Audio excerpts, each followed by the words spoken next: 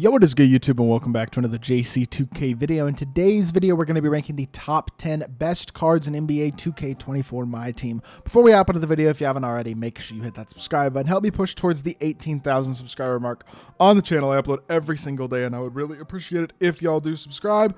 Trying to hit, I said 18K. I'm sorry, 20K, because we're going to have 18K by the time that y'all are seeing this video. I'm recording it Friday afternoon. We haven't quite hit it yet, but we're less than 30 subscribers away. Really appreciate all the support, man. Y'all been killing it. We're on the road to 20K, I guess. Now it's a big milestone, 20K. We're going to try to hit that by the end of the February. Would really appreciate it if y'all do subscribe. Without further ado, let's hop right into it. Number 10, I'm going to go with the brand new free Joel Embiid. I like this Embiid card, but I will say his release is kind of annoying.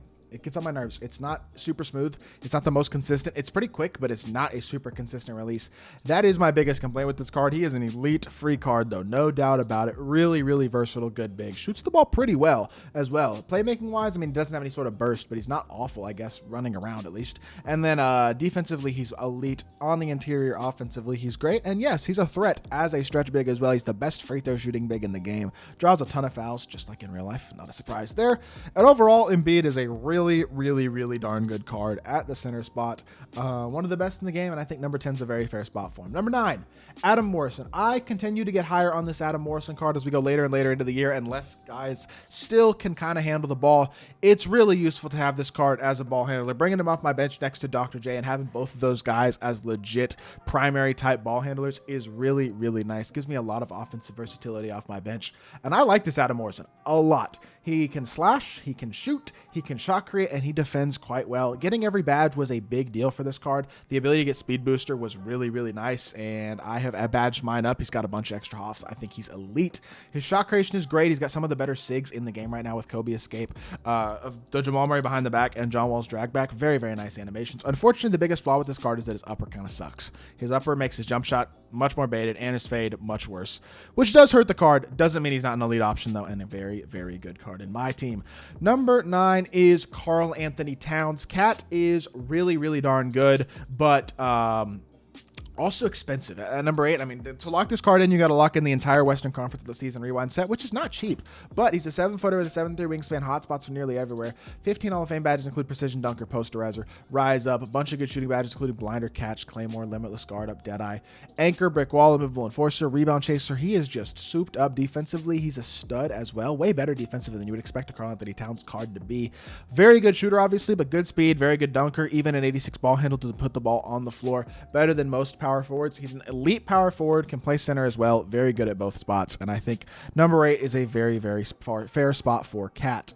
Number 7 is going to be Chet. I give Chet the slight edge over Cat because I don't know. I feel like when his playmaking ability, his SIGs, I think are a little better than Cat's. I know his ball handle rating is a little lower, but with a Shu and D'Antoni, you can still burst. I think defensively, he's great. Obviously, Cat's great defensively. Their speed is similar, and their shooting ability is similar as well. I like the athleticism of Chet. I think he puts the ball on the floor a little, I don't know, a little better. It's just, they're close. Chet's a couple inches taller. He's got a slightly longer wingspan. The strength is lower on Chet, though. They're very close. You could definitely switch those two guys around, and I wouldn't be mad at you. But to me, I probably would give the slight edge to Chet. Either way, both elite cards. Chet is free, Cat is not. You're going to see a lot more Chet than you're going to see Cat, but both of them are absolutely elite cards who honestly give you very similar things at the power forward or center spot. So I think it's very good to put them both right next to each other. Amin Thompson is who I have at number 6. Really a big fan of Amin. I mean, I think this is the new best point guard in the game, legitimately. I really do, because his size, his slashing, and his defense is so valuable. Fast twitch, posterizer, precision dunker, 2-step, blow by, handles for days, speed booster, and clamps. He's got gold anchor. He's got all the defensive badges except brick wall and immovable enforcer. I understand he's missing shooting badges. No Agent 3, no blinders, no green machine, no limitless range. He's missing some stuff. That's okay. He's stupid fast. He's 6'7". He will hit his wide open threes. His release is a little hitchy, I know, but I can live with it. Me personally, this is a play style thing. Some people are going to want some scoring. They want D-Book and SGA. I get it. Some people are going to want a better release and defensive point guard, so they're going to want Dante DiVincenzo, and I understand it. For me personally, I think Amin Thompson is probably the best point guard in the game. I have him very high on this list. If you don't think he's quite that high, I understand. I'm a big fan of the card personally. I'm putting him where I like him. All right. Dr. J is who I have at number 5. Elite card. Unfortunately, his best position is shooting guard, which is a position with 2 other absolutely incredible cards that we're going to get to. But Dr. J is elite. He is on my team right now, my backup shooting guard. He can create for himself. He's got an elite jump shot. He's super fast, incredible slasher, one of the most statistically complete cards in the game outside of the post. Although I will say, Not having limitless range, anchor, brick wall, or removable enforcer, that's like 4 pretty important badges that he does not have. That's okay. He's still super complete, still super good in pretty much every single area. I just wish he maybe had 1 or 2 of those badges, but awesome release, really good movement as well for a 2-guard. He is an awesome secondary ball handler and not a bad primary ball handler either. Elite defender, amazing slasher, one of the most versatile and complete cards in all of my team, and I think the number 5 spot is very fair for him. Number 4 is a card that I think I'm higher on than most, but Thurl Bailey, another free card, another insanely elite option. 6'11", able to play small forward or power forward with a 7-foot wingspan. He gives you versatility that I don't think any other card in the game really gives you. He is very much Giannis-esque in his size and switchability on the defensive end of the court. Great defensive badges. I know Anchor's only on gold. That's okay. He's still a great interior defender. Really versatile defender as well, able to play anything from on ball to guard the 5. Not only that, he is hyper athletic with size that is an overpowering advantage at the small forward position, and at power forward, a release and shot creation ability that is definitely unexpected there. I understand he doesn't have speed booster or handles for days. Those are important badges. I get that he doesn't have Agent 3 blinders and limitless range. Again, important badges. But just like Dr. J, his animations, a great release, his size, and his versatility make him one of the best cards in the game, in my opinion. Still have not gotten him personally, which is something that I've just honestly been slacking on. I need to get my unlimited finished and get this Thurl Bailey. I'm only halfway to him, and I need to finish him up because he will be my new starting power forward. Definitely an awesome card. Top 3.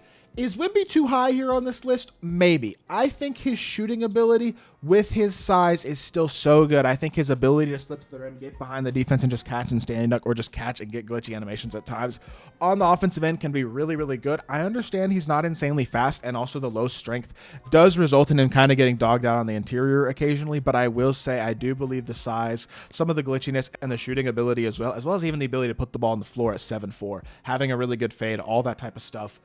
It makes Wemby really, really damn good, despite the fact that he is, in some areas, not quite as complete statistically as a couple of the other top bigs. That size is still glitchy. I understand he is not OP at all the way that Yao was last year, and there are other great centers, and some people don't even like Wemby that much. I like him a lot. I still think he's probably the best center in the game, and I think number 3 is a fair spot for him. Number 2, Scottie Pippen. In my opinion, if Kobe wasn't in the game, he'd be the best card in the game. Y'all know Kobe was going to be number 1. I think if you didn't know that, you were fooling yourself. But Scottie is 6'8". He can play shooting guard or small forward, 7-foot wingspan, hotspots from literally everywhere, and he's one of the most complete cards in the game. Amazing defender, super fast, great shooter, great slasher. Has amazing shooting badges as well, including Hoff Limitless. The ability to get every single badge because he was a lock-in. His playmaking is already elite, so he is super complete, able to get every badge, insanely good statistically, and he's got an elite fade, an elite standstill jumper, really good sigs, pro dribble style is really good. He moves amazingly. He's one of the best cards in the game, legitimately. I am really, really high on Scottie Pippen, and I think if it wasn't for Kobe, he'd be the best card in the game. I'm starting him with the 3 regardless. I understand he can play the 2. I don't care. He plays the 3 next to Kobe. Kobe is the best card in the game, though, I do believe, and I don't think that one is particularly arguable. It's just his completeness with his animations, his release being phenomenal, his shot creation being incredible, his stats and badges being as complete as they are as well. It's hard to say that Kobe isn't the best card in the game, in my opinion, as much as there are other really good cards in my team. I just think Kobe is pretty distinctly still the best card in the game right now, and I think he's an absolutely elite option on the offensive end of the court, but also on the defensive end. Amazing shot creator, elite shooter, amazing release, one of the very best in the game, super fast, incredible slasher, and a really, really good dunker, incredibly complete and able to get every badge. Kobe is the best primary in the game. He's the best shooting guard in the game. He's the best card in the game. He's just the best. He's been the best for over a month now since he was able to be locked in. The card's been technically out when he was in packs for a couple weeks before he came out as well, so he's already been out for almost 2 months, and he's still the best card in the game, and I don't think it's honestly all that close. Kobe's absolutely exceptional, and he's the best card in my team right now. That's going to do it for this video. Hope y'all did enjoy. If you did, make sure you hit that like button, leave a comment, and subscribe. I'll be back with more 2K content very, very soon. I appreciate y'all. Peace.